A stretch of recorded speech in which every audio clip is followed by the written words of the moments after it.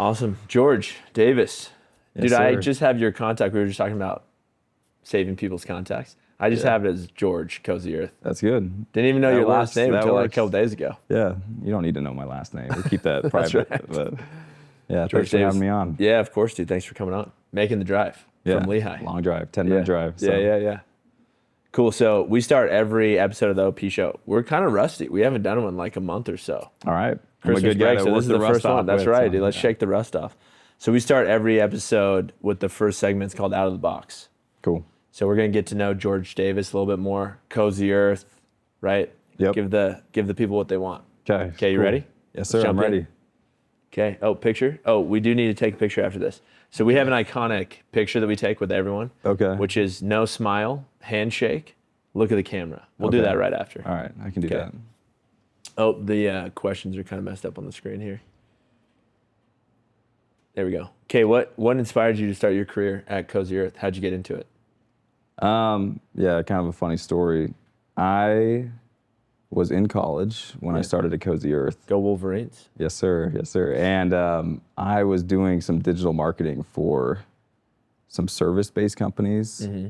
My dad has a roofing company, a small company in Arkansas, and he called me. He's like, "Hey, I think there's some money in this digital marketing. You should like learn about it and look into it." And so I was like, "Okay." I started running some ads for him and a couple of other like Utah service-based companies, and I knew Tyler, and I knew that his company was like doing stuff in the digital world. I didn't really know what it was or what was going on. So I was like, "Hey, can I How'd come you meet know with Tyler? you?" So he's my mom's cousin. Mom's cousin. Yeah. Okay. So there's a family From ties. Arkansas. He's not from Arkansas. I didn't really know Tyler. Like Yeah. he grew up in California. Mom's cousin's kind of distant. Yeah, it's very distant. Like Yeah. I saw him maybe like twice growing up. Yeah. And But it was enough to hit him up for it a was gig. enough. And Yeah. you know, my mom gave me his number and I'm like, "Hey Yeah. man, can I come pick your brain?" And so I went in there and There was some family picnic or something. He made a mean. yeah. Like, you're like, I might remember have that seen guy. him around. Yeah. You know, anyway, he seemed like a guy that had it going on. And so I Right. went and talked to him, and I really wanted to learn about digital marketing, but then he did the whole like direct to consumer spill, and he's like, you know, there's a lot of potential in the industry. Talk to me about Cozy Earth, what his vision was, and how he wanted to grow it to like be this big business. And we're meeting in like some tiny office, you know, and it was nothing back in the day. And at the end of the meeting, he's like, "I know you're going to go do this agency thing." He's like, "But if you're interested, or if you know anyone that's interested, I'm going to try to hire someone to help with customer support. And while you're doing that, I'll try to get you some exposure to marketing." And I'm like, honestly, like, I'm about to get married. I need like some stable income. That doesn't sound too bad. So I was like, yeah, I'll do it. So I jumped on. It was 2018. Up until like 2017, 2018, he was only doing like trade shows. He was like one-man team. Slinging sheets at trade shows. And then around that time, he was getting into like the e-com world. And so I joined. We worked with a couple of like third-party consultants, and they were doing all of the marketing. And I was primarily customer support, which was fun. It was a good time. You know, the company was very small. And then as the company kind of started to pick up some momentum, the marketing workload grew. And so he was like, "Hey, can you help me with this? You know, you're here. You're a warm body. Like, can you help with some of the stuff the consultants need?" Like they were giving him tasks and he wasn't able to get to it because he had so much going on. So I started handling some of that. And then over time, 2019, I started doing more and more of that. It started to take up, 70% of my time. And then end of 2019, he sat me down. He's like, "Hey dude, like you're about to graduate. You've done a good job. I'll give you a shot at like kind of being the head of marketing here at Cozy Earth. And if you suck, then I'm gonna hire somebody else in 6 months, but I'm giving you a fair chance." That's right. I'm like, "All right, cool, whatever." And so around that time I graduated, started full time. Started doing all the marketing at Cozy, and luckily for me, COVID happened, which was really, really good for e-com. And so we blew up that year. We went from like $5 million to $36 million. Huge. And so that was, and then I kept the job, and here we are. It's been a couple years since It was in then. that 6-month period that COVID hit. And you're like, "Hey, I just struck gold here." Yeah, bingo. It was literally perfect timing for me. So Thanks to Rudy on the Jazz, actually, for touching all the microphones and shutting down the NBA, and then soon the world after. Yeah, what's funny is like when COVID happened, we had like an all hands, and we're like, we could go out of business. Yeah. Like we need this amount of, and turns out it was like a really, really good thing for e-com. Yeah. But so did you guys have enough inventory at the time? No, absolutely not. Okay, No, so talk to me about some of the issues that you guys ran into then. Yeah. Outside of the marketing side, like COVID hits, you're selling bed sheets. People are home all the time. Are people like, hey, I want to swap out my sheets because I'm laying in bed? Yeah, I think so. And then we also had loungewear and pajamas. Yeah. And Which so was perfect. like all of those products, worked really, really well with COVID. Yeah. And yeah, so we'd have inventory issues since our inception. Like 2019, 2018 when I was doing customer support, I know this isn't your question, but this is a funny story. No, just we love funny stories. We were like getting rolling, and we had Good Morning America come to us, and they're like, hey, will you guys do a show with us? Or they do Good Morning America deals and steals, and they basically run like a big discount flash sale, and we have no idea what to expect. And so we go on this show, and we're doing like, one. Are you on the show? Who's on the show? Heck no. Okay. They don't want me on the show. But they have a host. Yeah. And she like basically goes through the deals and features the product. And the year prior, we had done like $1 million in sales total for the year. Maybe 3, I don't remember, but it was not a huge number. And we go on the show, and I wake up, it's like 6 a.m. The show airs pretty early in the morning. Yeah. It starts on the East Coast. I've actually been on the show before in New York. Yeah, Okay, it's early. Yeah, so it's early, and I wake up that morning and my phone is going crazy. Like we were still small enough to get like the notifications from Shopify every time there's an order, and it's like, every second we're getting an order, and I'm like, what? It's not a bad sound to wake up to. It's not a bad sound, but it also is like very unusual. We were doing like $1,000 to $5,000 a day, and when I woke up, we had done $100,000 on our Shopify store. Yeah. And so I rushed to the office, I call Tyler, I'm like, hey, something's going on with this Good Morning America thing. I think it's maybe more impactful than we thought. Yeah. And I get in, and we'd done like $1 million in sales on their show, because there's a separate website. And so when we sold out on that website, everybody came to our website and started ordering. So we had basically done the prior year's total in an hour. We sold out in 8 minutes. Yeah, in a good morning.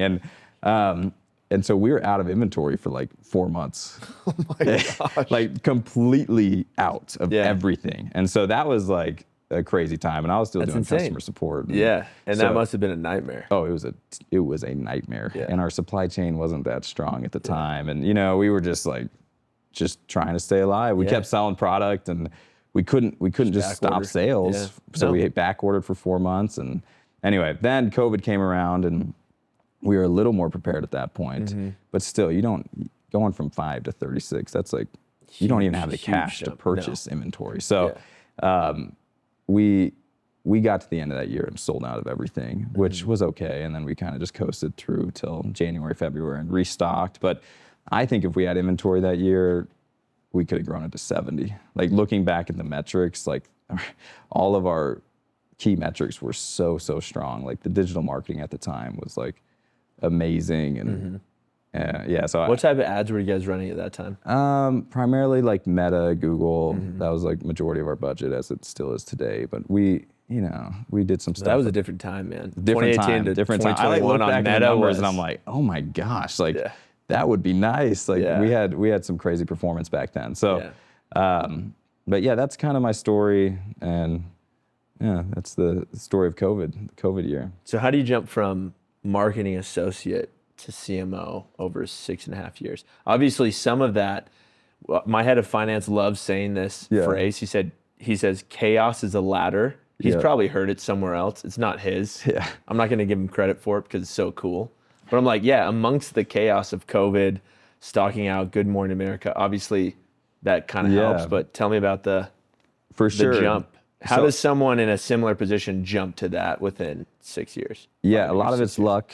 Yeah. But I think, as I kind of hit on, like we didn't have like a ton of capital to go out and poach someone that was better than me. Shot, right? Yeah. So like we were paying me $14 an hour. We weren't going to go pay somebody, a couple $100,000 a year to come in. So some of it's out of necessity. Like, hey, we got who we have. We got warm bodies. you seem somewhat capable. Like, we'll give you a shot. And then, you know, just things went our way when I started, and you know, the COVID year was really, really good, and there was no reason to change. And I granted, like, I've been doing the same job for 6 years, 6 years. I've been the head of marketing. You get pretty damn good, yeah. Not that I'm good at it, but the jump from marketing associate to CMO, there really was never a role change. Yeah. Does that make sense? Like, when I was the marketing associate, I was still like, you were the CMO. Yeah, I was still leading all of our marketing ops. Yeah. I didn't have any experience, and I sure wasn't qualified to be CMO. But like, my job hasn't necessarily changed. And as we grew, like in 2020, like, I just kind of started pulling people from the customer service team who I thought were good, and then we hired a couple of people to come in with no experience, and you know, those people are still at Cozy Earth, and we built the marketing team with those people. And so, how big is the marketing team today? Like 50 people. 50 people? Yeah. Sheesh. I mean, CX rolled up into us for a while. Yeah. Recently changed that, and then somewhere in that range. The number changes pretty frequently, but that's what I would guess. That's awesome. Yeah, it's cool. So how do you guys stay up to date with new trends in the industry? How do you guys stay competitive? Being in a market where, you know, sheets are... Yeah.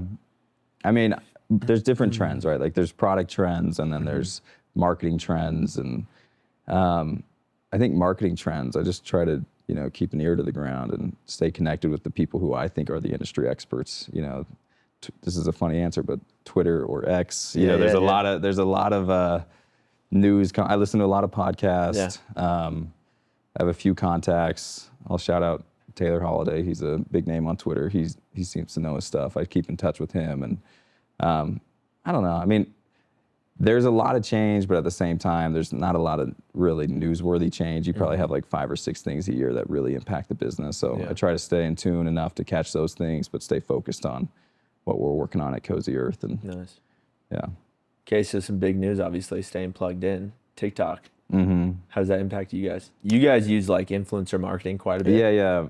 TikTok, what's funny is like, we really haven't cracked the code, which now benefits us because, you know, if it really You're not losing a competitive edge. I'm not really losing much. Yeah. I actually think it'll be good for us to lose TikTok. So not that worried. It's almost a distraction. Like, the revenue that comes in from it and the resources that it takes to, you know, we have to have someone full time creating content for TikTok, and you know, we got to allocate dollars to getting people to post. And so just removing that noise from the business and allowing us to focus more on Meta, that's just a more profitable channel, would probably be good.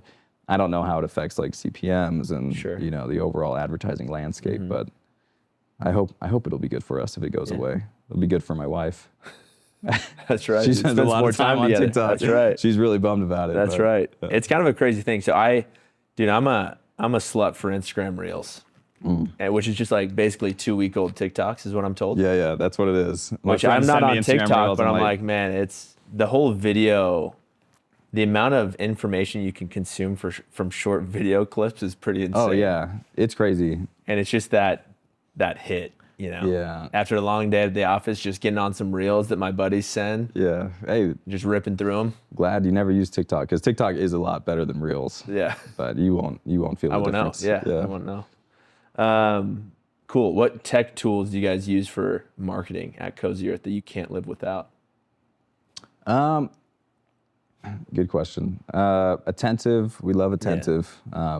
Obviously. Hear great things. Yeah, love them. Love the leadership team over there. I think they're building really cool products, and you know, we use them for both email and SMS.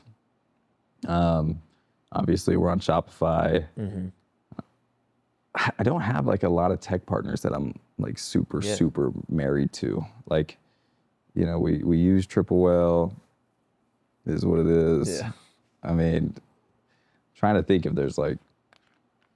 How much tech do you really need to run marketing at a big organization like Cozy Earth? I don't know. I mean, there was a year like when I was young, it's like you know, you're getting all these emails and every salesperson is making these and I'm like pounding you down, chasing. I'm every day on these calls getting sold, and I'm like, wow, that would be helpful. That would be helpful. turns out I don't think you need as much as we thought. I mean, we use like I think you can simplify it, right? Replo for landing pages, which I think is good. We're testing Black Crow for landing pages. I mean, there's not a lot of tech where I'm like, oh, we really, really need this. But Attentive is the one. I like Attentive. Yeah. I mean, that's the one that comes to mind first. Yeah. I think they do a good job. Yeah. And so. Good, man. The yellow's hard to miss.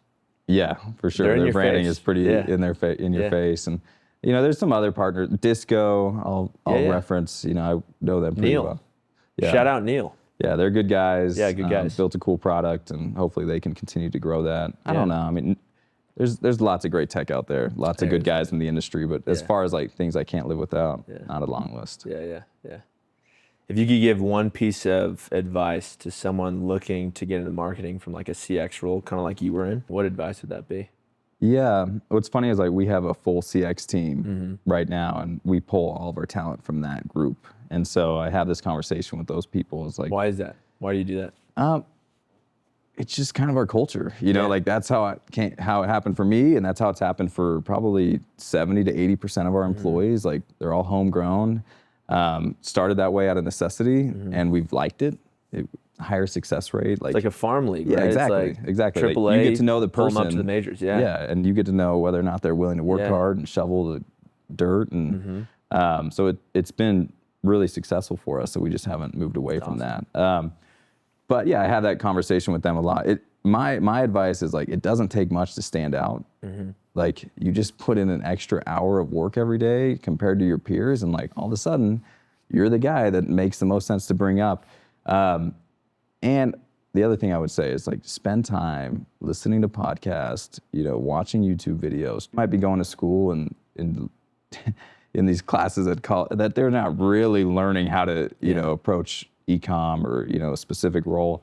So just spend time learning from the industry experts, and then when you get in a room and you're interviewing with somebody, they're like, wow, this guy knows a lot more than everybody else I've interviewed. So again, I don't think it takes much to stand out. Did you study marketing in school then? No. What'd you study? Business management. Cool. I mean, I was going to do marketing, and then Cozy was going well, and they wanted me to graduate. And I'm like, okay, how do I graduate fast? Right. Fast track. Get me out of here. That's right. That's right. Exactly.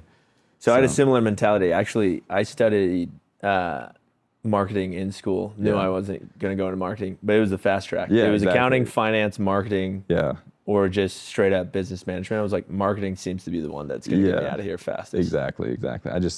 Once you have a good thing and you feel good about, like, if I didn't have this job, probably would have gone to marketing. I might have gone and gotten my MBA. Yeah. I'm glad I didn't. Yeah. I'm happy with the way things worked out. So good, man. Cool. Yeah. Okay, that ends the first segment out of the box. Great. All right. Okay, this one, segment number 2. Who would win? New segment. So you gotta answer these questions openly and honestly. All right, I will. Okay. This is fun. Who would win? Let's go. Who would win in a fight? A bear or a lion? I need detailed answered. I don't feel like I'm qualified to answer that, but probably a bear. Okay, why? I feel like they have more weight. They're big. They're big. They're big. I think weight's important. Yeah. Especially lions, in a fight. Lion's a little faster, but I would give it to the bear for sure, just because of the weight element. Yeah. We didn't specify what type of bear. I think that would help. That's true. Grizzly bear. Grizzly for sure. Yeah. Those things are like, they stand up on those hind legs. They're like 12 feet tall. They're massive. What is the weight? Do you guys answer questions? Yeah, I think a bear's probably got to be around 1,000 pounds. Yeah, a lion's on the lighter end. Yeah, 500 pounds, 400. I don't know, 300. 300 maybe. Yeah, I don't know. Some of those lions give it to are a pretty bear. lean. Yeah. We'll give it to a bear. Number 2.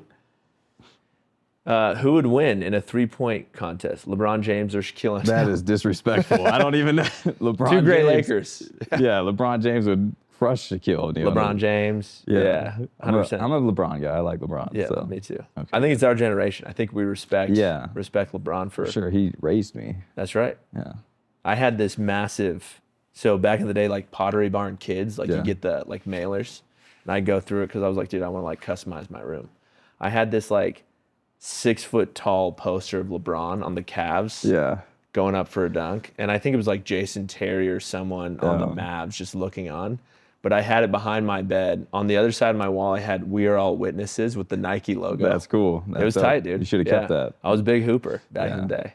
Yeah, LeBron's a guy. He is, man. He's great. That's a 40 years disrespectful old. question. That is disrespectful. Yeah. Absolutely. Has anyone ever? Is this a? This is not a a new legitimate segment. question. Okay, let's get a new guy to segment, replace that's right. Shaq. Yeah. Okay, next one. Okay, who's gonna win in a bench press competition? Arnold Schwarzenegger or The Rock? Currently, The Rock.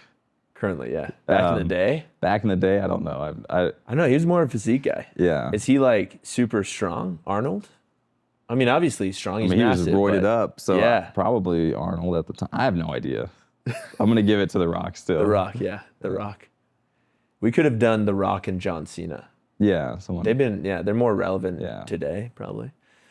Okay, who's going to win in a stand-up comedy battle? Kevin Hart or Dave Chappelle? Dave Chappelle's the GOAT. Yeah, he's the GOAT. He's freaking hilarious. He's so good. Don't watch him at the office, but he's very funny. Watch him at home. Yeah, exactly. I think one of my new favorites, though, is Shane Gillis. Oh, very funny. I think he's kind of stepping up as like the king of comedy right now. I think he's coming to Utah.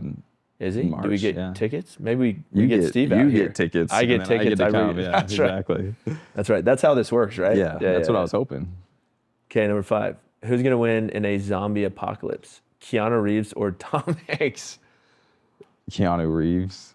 Keanu Reeves, for sure. Right? Yeah. Yeah. Tom Hanks, I think, barely survived an airport. Yeah. Have you seen the movie Terminal?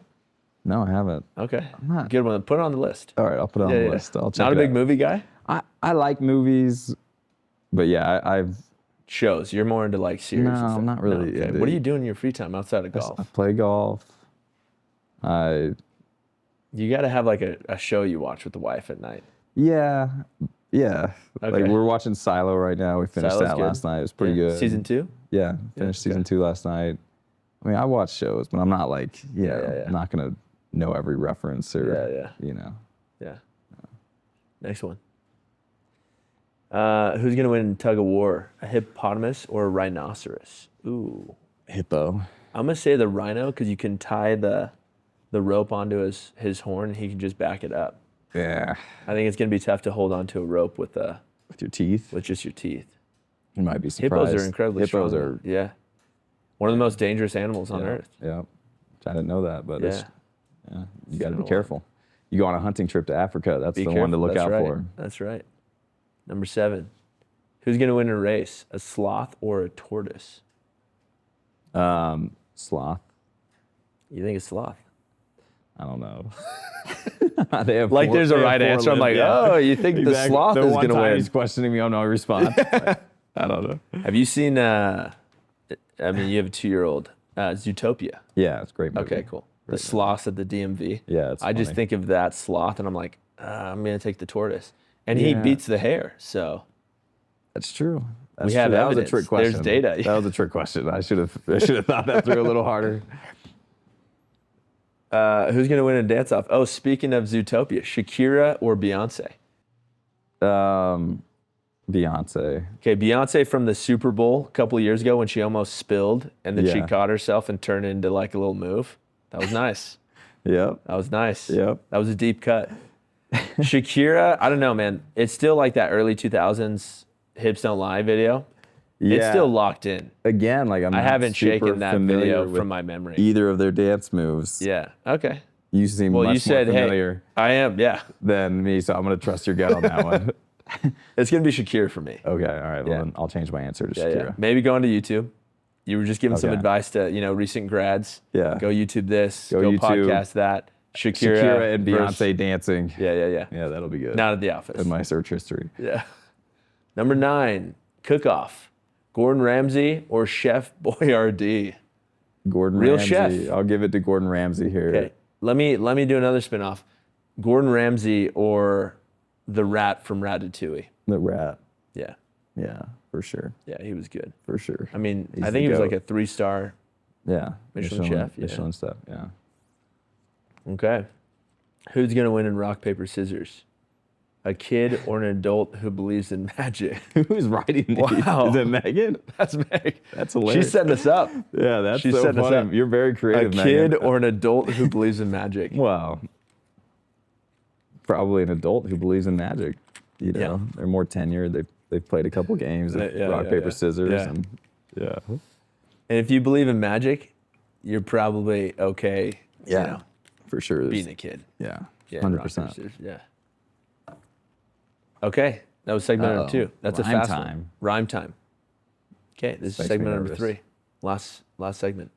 Do you want to cover the instructions here for us? There will be 4 words. Contestants take turns saying words that rhyme with the word on the screen. I love doing this. You get I just do this on a daily for every basis. valid word that rhymes. The person who can't think of a rhyme or repeats a word loses that round. The last person standing gets the point for that round. Okay. Okay. You didn't tell me that we were doing this. I would have prepared. Go back. Hold on. Okay. So you already saw the first word. Yeah, that's helpful. Okay. So you get a point for every valid word that rhymes. Okay. Ready? Who's keeping track? Nate? Okay, you guys? Yep, I got you. Okay. First word is light. Night. Fight. Kite. Might. Sight. Are you going to lose? Bright. Oh, dang it. I don't know. Did I lose? Tough, dude. After like 3. Okay, That's easy. Why did I not? Okay, I'm a little nervous. Too nervous. This competition. I wasn't prepared to compete when you're put on today. the spot like that, yeah. All right, next word, please. Bat. Fat. Hat. Rat. Cat. Hat. Fat. Hat. Sat. I already said sat. Yeah. That's cool. Small. Ball. Call. Tall. Doll. Mall. Stall. Fall. Call. Ball. I already said ball. That's a point to you. Also, why am I going first? That seems like a competitive You're going advantage first for every you. time. Yeah. I'm going first. And I get Sling. sing, Ding. ping, Fling. king. Mingle. No. That's not. I was going to say Ming, and I was like, that's not. Well, you said mingle. We Yeah. might have let it slide if you didn't add the. The ol. Yeah. That was Tiebreaker. easy. It's 2-2. Yeah, give me one. Give us. You have to go first again. Yeah. I think I'll win every time if you go first. Okay, dream's the word. Team. Seam. Scheme. Beam. Am I too late? Too late. Too late? Too late. Megan says no. I says I wasn't too late. Or she's saying I did not qualify. I don't. Okay. That does count? What'd you say? Beam. I think you're overtime. Scheme. And Did you I already say said scheme? Damn, dude, I can't even remember like 5 seconds ago. I can't either. The short-term memory loss. Yeah.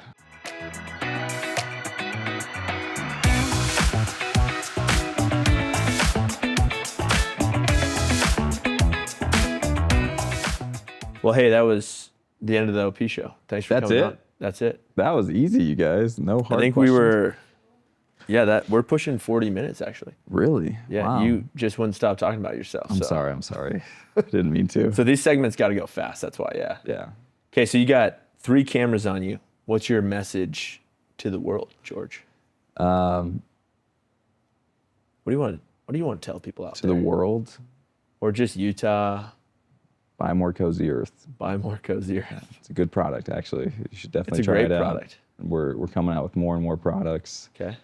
and Can you they give are us a little all insight amazing. into what products you guys are coming out with?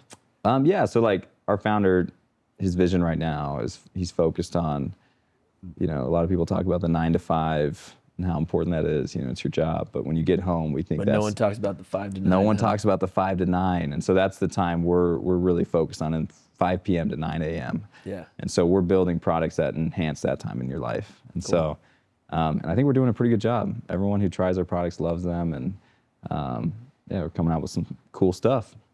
I need you guys to do a collaboration with Pillow Cube. With Jay, With Jay. what do you want us to do? I want like a super soft pillow cover. Okay. That's like cute and matches, because we have your guys' sheets. You have Jay's pillow. Yeah, we got I Jay's mean, we know pillow. Jay pretty well, so There I'm you sure go. we can figure something Jay's been out. on the show. Shout out Jay. Cool. I love Jay. Yeah, good guy. Yeah, great guy. George, thanks for coming on. Yeah, man. yeah. Of course, man. Thanks for having me. Of course. Appreciate you. Yeah, okay. It's a wrap.